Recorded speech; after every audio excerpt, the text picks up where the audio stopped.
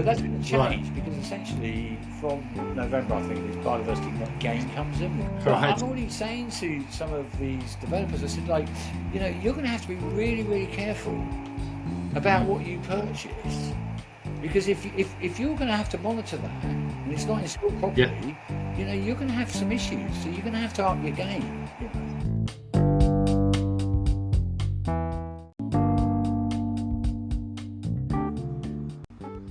Hello and welcome to Rethink What Matters, the podcast dedicated to aligning the economy with the ecology and everyone for improved business performance, stronger families and a greener, cooler planet.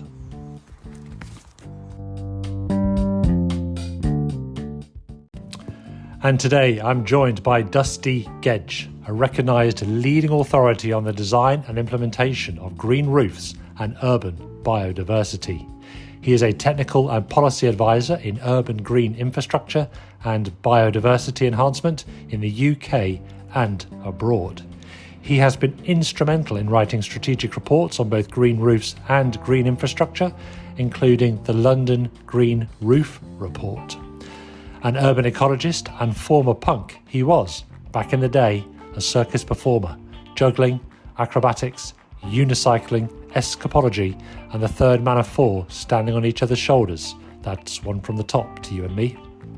Also a very keen ornithologist. There are tears ahead, so hold on tight.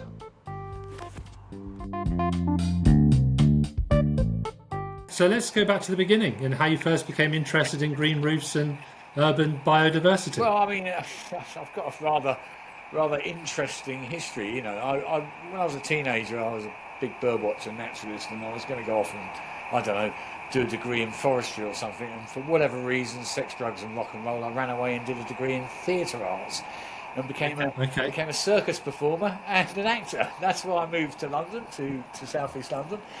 But 23 years ago, I'd set up a circus workshop for truants who were smoking too much drugs, and these are young kids. And I set up this workshop to, basically try and use circus to get them to go back to school, really. And the guy who paid for that was part of a project in Deptford, South East London, and they wanted a birdwatcher, and he knew I was a birdwatcher. They wanted a professional birdwatcher, and I got employed all these bird surveys, and I found a bird called the Black Redstart, which is a protected species, and it's an odd species because the kind of places that it likes to live are bomb sites, post-industrial landscapes, brownfield sites, not pristine wilderness. And because it was protected, we had this idea we could put the habitat on the roof, and the rest is history. And so it went from there. Yeah, and there's nearly, up until the 2008 plan, nearly all the green roofs that were going in London were before the Black Redstart. So King's Cross has got green roofs. I wrote that report 2001 because there are Black Redstarts all over King's Cross. Okay, got you. And I know that you've contributed to many projects and publications and conferences, and you've worked with NGOs and private organisations in raising the awareness of the benefits of green roofs. Yeah, well, I mean, in fact, what I did, I suppose what I did was really, I was a bird watcher who found a rare bird, which we might talk about later. But I was really, in a way, a bit of an environmental activist. And my main role in the 23 years ago was to try and get a policy in London. And so I basically went to Europe to find out everything. Well, I basically went so that I knew more than anybody else. And I ended up writing the technical document with a colleague of mine, Gary Grant, to support the London plan, and the policy was enacted in 2008, and we've got a lot of green roofs in London. Brilliant. Yeah, I've done a podcast with Gary, and he mentioned you. Did he? So yeah, brilliant. And so I'm really glad to be recording this podcast with you, with yourself. And also I see that in terms of why we need to do this, that there are some 56% of the world's population are living in cities today. Well, 75% of the European Union lives in cities. It's even higher. Right. Okay. And apparently it's expected to increase up to 7 out of 10 people in 2050. Well, there you go. I mean, cities. I mean, what that's saying is, majority, UN globally, the majority of people in the world will be living in cities. And cities have a lot of problems, and one of the problems they have is a lack of soil and vegetation, but they have a lot of buildings. So if you put soil and vegetation on the buildings, that should ameliorate many of the issues regarding the climate crisis and the biodiversity crisis. So green roofs help cities adapt to climate change. I bet you can't believe how necessary this is today. With obviously global warming and all the problems we've got in society as well. Well, I think a lot of us, even back 23 years ago, maybe even longer than that, green roofs were on the agenda when I was in the 70s, 80s doing environmental stuff. But because of the climate crisis and all the COPs and all that, we're recognising, now at governmental level, that these things are important. I mean, I've just got to tell you, 2004 was the first time the UK government used the word climate change. I remember these things. And in 2006 we had a heat wave in London, and I was getting emails from residents of council flats saying, "Can you help us get a green roof put up because we're overheating?" That's 2006. Right. Yeah. Absolutely. So things are moving. Things are starting to move a lot faster now. So there are many benefits to urban biodiversity and green roofs. Can we just go through those benefits, what they are? Because it's more than just having a pretty roof, isn't it? It's more than just having a green space. Yeah. I mean, let's look at the headline issues. Obviously, my interest is biodiversity, which we can talk in more detail later. But the main reasons we need green roofs are urban cooling. Roofs do something called the albedo effect. They basically reflect heat back at night, and it makes the city temperature hotter. And cities are generally hotter than the countryside because the countryside has got vegetation soil. So what is known as the urban heat island effect, green roofs, you have to have a lot of them, will help cool cities down. So last year we had the worst heat wave on record. The green roofs might not have looked as pretty as maybe some people may want, but they will help cool the city down. And the other thing associated with that, often after a heat wave, we get these really intense summer storms. And, these aren't the 1 in 100-year storms. These are intense, short, 5-minute storms. And green roofs are sponges, and they soak rain up, and they ameliorate local flash flooding because of summer flash storms. Okay, all right. So that helps to water management is a part of that. Then stopping the water actually all building up on top of those roofs, and then overwhelming the drainage as well. Particularly in intense summer storms, because they're really intense. And then you've got all the other things. I mean, a big one for me now is well-being because of COVID. People being and you're just watching people in Italy locked away, and you're just going like, if they had a roof to go on and sit in nature.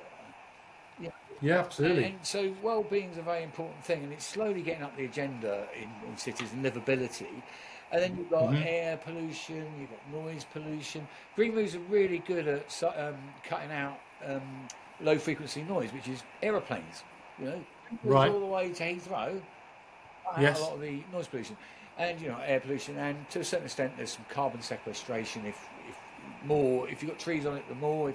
If they're marked on a green roof, which are meadows. Less carbon sequestration. The thing about green roofs, and my friend Paul Collins always says, you're really good at saying this, green roofs do a lot of things reasonably well.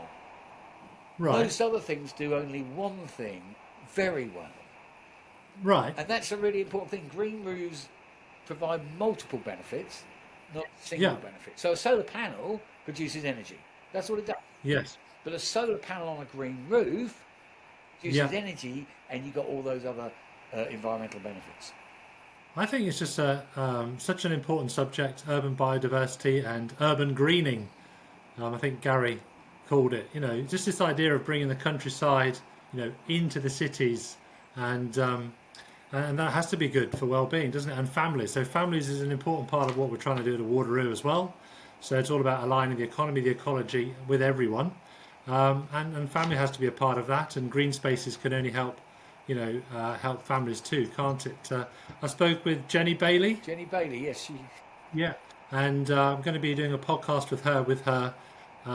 What is it again? The tales from the, tales from the countryside. Well, I mean, books. I gave a lot of advice to it. It's a story about a hairy-footed flower bee and the Black Redstart stars in it, and it's a rather lovely book actually. It really is lovely. Yes, so it's beautiful that that's bringing all of this together as Yeah. well. Businesses are interested in this as much as the public sector, probably more so. Well, I mean, I think it's starting to change. I mean, the main reason most businesses have green roofs because there's an obligation in the planning system, certainly in London. But what's very Right. interesting this year, and I've noticed it already, um, most financial real asset companies have got to report on nature. It's a mandatory duty. And I go into a lot of banks and legal firms and a lot of people up in the city. And this year I've noticed they're going, Dusty, nature. It's really hit the business. And our green roof, this is really interesting. So I think what's going to happen now is I think businesses are going to start recognising that this is not just something they're obliged to do through the national government or the Greater London Authority, that actually Yeah. it's a mechanism for them to report on nature, that they're actually doing something meaningful on their own building. Right, brilliant. Well, that's great news, and it's got to be good for employee well-being, hasn't it? It's just nice to have a green roof to go to. Yeah, well, You I know. mean, there's a little conflict there, if I may, Paul, because what happens is, Yes. for whatever reasons, a lot of what happened in the United Kingdom has come from my laptop. Uh, from my laptop, it was from Gary's laptop, or it was from both of our Right, you two. I've got the two main guys Yeah, yeah. on my But, podcast, so I've done well. what a lot of ecologists say is, oh, these green roofs, they're for biodiversity, so people shouldn't go on them. And I go, well, why? So there's a roof I go onto at 202 Bishopsgate. I can't remember which company's in it. I used to do a Yeah. tour there on open garden, open square the weekend. I remember Yeah. once doing the tour, and 7 of the people worked in that building, and they didn't even know they had a green roof. And I said to them, That's right. would you like to come and sit out on this roof and have a cup of coffee? They said, we'd love to. I said, but are you Right. happy? I mean, this roof looks like Dungeness. Uh, Right. if a roof is accessible, all of a sudden it has to be privet and lawn. Yeah. No, this And is there's a video I want to do soon because I'm going to sort of tell viewers I've got this YouTube channel. I'm doing all these videos. I went to a brilliant. restaurant roof in Zurich last year while I was there. It's just a wild, what they call alluvial gravel wildflower meadow. Right. Right. Yeah. Nothing. It was just wild, and it's right Yeah. in the centre of Zurich. Now, if that was in England, that would have had Yeah. bamboo, lawn, and privet hedge on it. Right. Yeah. Yeah. And I think it'd be great if more people could. I think anyway. Start promoting the idea of wild flowers and wild gardens, and getting everyone to, not think that it has to be manicured to be livable. Well, I hope you're a great fan Um, of No Mo May, because I'm a massive fan of No Mo May, June, no, no, July. no, mate. Okay. Oh, Yeah. So, what about the challenges then? Let's the challenges of implementing urban biodiversity. So, specific. What we want in terms of urban biodiversity is we want, native wildflowers, native right. pollinators, and native birds. And certainly what I do, mainly what I do, I mean, I do other stuff at ground level, but, in terms of roofs, what we need to do is get a lot of our, the oxeye daisies, the viper's booglosses, the bird's-foot trefoils, all what we call calcareous wildflowers onto our roofs. And within that, if people are going to have access to it, you could add some non-native but good for wildlife. Bamboo is non-native, but it's got no use to wildlife. So we want plants that have got use to wildlife. And we're slowly moving there. And there's one roof I should talk about, really.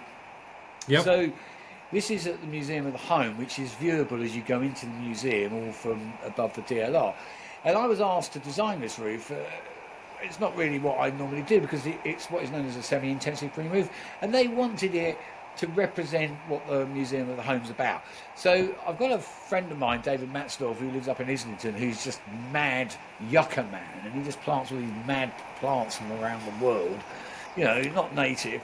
And, the Museum of the Home wanted something like that. So I designed this roof using yuccas and aloes and curry plant. And, I'm quite pleased with it because actually when you go and look at it, you go like, this is really quite interesting. But it's underplanted with the London wildflower mix, which we use on green roofs. And people said to me, that's really great, Dusty, because you've got these mad yuccas sticking out, and then you've got Yeah. the echiums and the self-heal and the whatever. So, there's a combination, there's a way of doing this that, can give aesthetics. But for me, and I think Gary would agree, because Gary's more like that, is it's the function first, not the form. Let's function. What is it functionally there to do? Deliver for biodiversity. Right. So let's get that right. And it sounds to me, from what you were saying a little bit earlier, that people can set these green roofs up and kind of leave them. Well, that's what happens most of the time, out of sight, out of mind. But I think, what's interesting, you go to places like Berlin, you got a lot of social housing where the residents can come to these native meadows and look at them, and they're allowed to sunbathe on them. And there's a little rule that says sunbathe somewhere differently, but they're not allowed to have it. Right. So it's very German. What you find in Germany is really nice meadow roofs, which are my type of roof, but they're maintained properly, they're installed properly, and then people enjoy them. An unkept green roof still meets some requirements of whatever green roofs are meant to be doing then. Only if it's done properly. Still going to need to be maintained, though, isn't it? It's very minimal maintenance on a green roof, because it's not like a normal meadow at ground level. It doesn't need mowing every year. What it needs is a bit of an annual weed for essentially woody plants, because you don't want woody plants on the green roof. Right. How often are these roofs just left like that then? How often is a project just to have a green roof up there as opposed to a nice living space? Well, I mean, the majority of green roofs in most cities in Europe are what are known as extensive green roofs, which really aren't roof gardens or parks. The issue in countries like the UK is because they're out of sight, out of mind, people aren't installing them as good as they should be. That's the issue. Right. And what's the consequence of them not installing them as good as they should be? They're not as diverse and they're not as florally rich. But that's going to change because essentially from November, I think, this biodiversity net gain comes in, which is legislation. And in a city, about the only way you're going to get biodiversity net gain, and it will be in an inner city, is green roofs. And they're going to have to monitor those for 5 years. And I know that because I wrote the metric for BOG. So I'm already saying to some of these developers, I said, you're going to have to be really, really careful about what you purchase, because if you're going to have to monitor that and it's not installed properly, you're going to have some issues. So you're going to have to up your game. So issues being, well, if it doesn't deliver for biodiversity in terms of the metric. Right. Then it's not. That's the issue. And how is that going to be measured? Well, this 10%. Well, I have a process to measure biodiversity net gain on green roofs, but that's a commercialism that I have.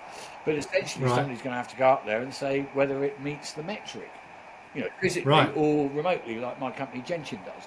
But what that means is, so I specify a lot of roofs, and then for whatever reason they ask me to come and basically inspect them and tick them off. I go back and I say that's not what I specified. Okay, so how have they changed it? What would typically would they have done? I don't want to go into there, but it could be the system supplier going, I think this is going to be better, and he's convinced them. But if you do that with biodiversity net gain and you use an inappropriate system, you're going to fail. Well, that's good. A lot of money. That's going to cost a lot. We're going to, we need those things done properly, don't we? Just tell us a little bit about your company, then, please, Dusty. I'll give you the background to it. So, because we set up this policy in 2008, and we knew by about 2010 there was about 200,000 square metres of green roofs in London. Well, I wanted to know how many green roofs were installed. So, I'm not joking. I physically every summer in 2015 till 2020. Mapped all the roofs of London on Google Maps. It took me all of August. I mean, I'm completely sado. I'm a real sado. Yeah. So I happened to meet a mate of mine, and he said to me, we could do that remotely using satellite. So we set up this company initially to remotely map green roofs, and we're doing lots of work for local authorities across the United Kingdom. I'm in fact about to publish a league table of the United Kingdom because I mapped 34 of the cities. And that's now moved. Well, it was always intended to move to be able to remotely assess a green roof in terms of biodiversity net gain, but we're also now doing that out in the wider countryside, so we can map habitats, and we're currently working with Plant Life to map and verify whether our AI is really good at identifying, certain habitat characteristics. What we're very good at is identifying different grasslands, which often ecologists get wrong as well. So gentian, it's a smart meter for nature, as we like to call it. Smart meter for nature. How do you spell gentian? Gentian is a French, it's an alpine flower, Gentian. Okay. And Ooh, it's an brilliant. alpine flower, and we have a couple of French speakers in our company who I think they were the ones who decided. But are birds returning to cities when there are green roofs? I mean, going back to your bird story, I guess. There's a lot of Black Redstarts in London. I mean, I can't be absolutely certain, but the story that I tell, I've got a video on my YouTube channel coming out in the next 3 months. The linnet is this small finch that was once really common. The Victorians, it did have a bit of a collapse because Victorians got into caging it, and then that got banned. But it's a very pretty, but it's not like a goldfinch. Everybody goes, "Oh, goldfinches." Linnets are kind of a little bit boring. But I've got a book of finches that I bought when I was a young, teenager. It was written in 1953. The linnet, common, absolutely common, Right. common. It's quite a famous book by Eric Sims for birdwatchers out there. In my lifetime, the linnet's population has collapsed. Right. Okay. Because of intensive agriculture. So in the early days when I was doing all this bird watching professionally, I was actually the official bird watcher for the Dome back in 1999, 98, 99, 2000, 2002. So I did all the bird surveys around the Dome, and there were about 6 to 10 pairs of linnets on the Dome area, Right. the whole peninsula. So the whole of the Greenwich Peninsula. Yeah. Now, for whatever reason, there's a roof that I've been heavily involved with the last 5 years, and on that roof has been completely seeded by seeds that I've collected from around Kent and South East England, South East London. That roof in 2020 had 20 linnets feeding on it. Right. There are now more linnets on the Greenwich Peninsula than there was 23 years ago, and that because every single new development on the Greenwich Peninsula, which is a lot of developments, all have green roofs, and the linnets are using the green roofs to feed on. Excellent. Is that when I stand up in front of, I do a lot of public speaking, that nearly makes me cry. Because that's really brilliant. That is that goes to show, and then everything that follows from that. Kids looking out of their windows, seeing those birds. Yeah. What do they need to do to go get themselves a green roof besides contacting yourself? Well, the first thing is be very careful when you go onto Google and don't buy the lightest system possible, which is what everybody does, and then in a heat wave it dies. So I have to say, I've got another little thing called greenrooftraining.com, which is a complete guide to a DIY green roof on a shed, a garage, an extension, and it explains all the structural implications, the waterproofing implications, and it tells you, you can go for that. But if you run a really good green roof and look out of your bathroom and clean your teeth and enjoy it, do it like this. Okay. Can you give us 2 or 3 things to think about, or in terms of what they might learn on your course? Well, it's an online guide. It's not a course. Okay. Guide. Essentially, you want to have at least 10 centimeters of substrate. We call it substrate, which is a stony aggregate. Yeah. You need that much. If somebody says to you, we can give you the lightest green roof, you know that that's not what you want. Yeah. Okay. Light means not good in the green roof, in terms of vegetation. Right. Light means good from a structural engineering point of view, not from a green roof point of view. So that's a good point. Like that. Go 10 centimeters, and get it built by a contractor using our guide. So that it's done well. And then what you want to do is you want a mix of sedums and wildflowers. But people say, I want one of those sedum roofs, don't I? You go, no, you want a mix of sedum and wildflowers. And then you'll really get a lot of joy out of it. Let's get on to the other half of this, which is, maintaining them, looking after them afterwards. Well, so is it just like any garden then, I suppose? No, the beauty of a green roof is they're so low maintenance if they're done well. You don't really have to worry about it. And, now, last summer, I'm not into irrigating because actually plants are quite good at bouncing back. So one of the problems last year was that it's the grass that goes yellow and it's the grass that sets on fire. There was a wild, and it's slightly, this is relevant. So there was a wildfire near here. I went the next Yeah. day, and all over where the wildfire was, all the wildflowers were still alive. They were green because they're deep rooted. Right? Okay. So it's grass that wants to go on fire.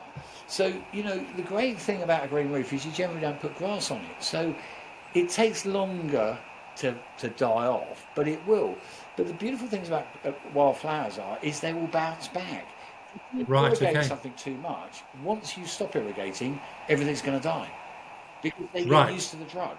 So try not to Right. put too much water on your roof. Okay. That's a good tip. Really, I like that Keep it tip. lean and mean. The main thing is, you know, to keep things as native as possible.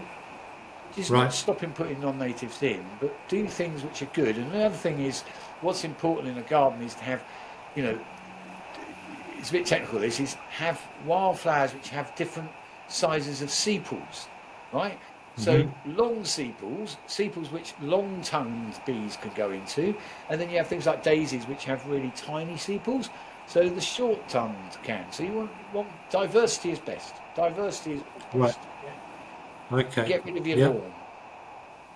Get rid of the lawn. Yeah, absolutely. Yeah, there's a lawn near me. They've just let it grow wild. You know, it looks great, Really? and just so that so everybody knows that they've done it deliberately. They've sort of just mowed around the outside, the circumference, the perimeter. Yeah, I get told off on social media for being.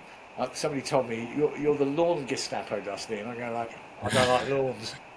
Well, I think we have a problem with everything being too manicured, don't we? This is it. You know, everything's too neat and tidy, which doesn't help nature. No. You know, I walk around when we have an intense thunderstorm. I walk around and see all these downpipes coming from people's houses, and they just pour them onto the street, and all that rainwater is going into the sewage system. And you go, in parts of Germany, in parts of actually the United States of America, you're the polluter. You've got to do something about it. Yeah. Right. So one of the things you can do is like when you got downpipe, you could run your rainwater through a rain garden, and have like temporary storage. So they're like temporary wetlands. They're not breaking the drainage route. They're just there, and you have these lovely rain gardens. And Gary and I wrote a guide on this a few years ago. But you just go rain gardens. There's hundreds of sites in America which tell you how to do it. I've got 40 videos I'm slowly making of different aspects of the work that I've done over the 25 years, and that's what I want to do. Is I want to communicate. I'm trying to move away from being Mr. Policy Guru, design guru, because consultancy is a funny old game, and I used to be an entertainer, and I want to kind of bring my knowledge and my entertainment skills to the fore, because I feel I've got some stories to tell. I think absolutely. If you can bring your entertainment skills, alongside your technical understanding and expertise, that's an absolute winner, isn't it? Dusty, I really want to say thank you. I really appreciate your time and helping to educate us and all the audience. Cool. And thank you again. Not at all, Paul. Thanks for inviting me.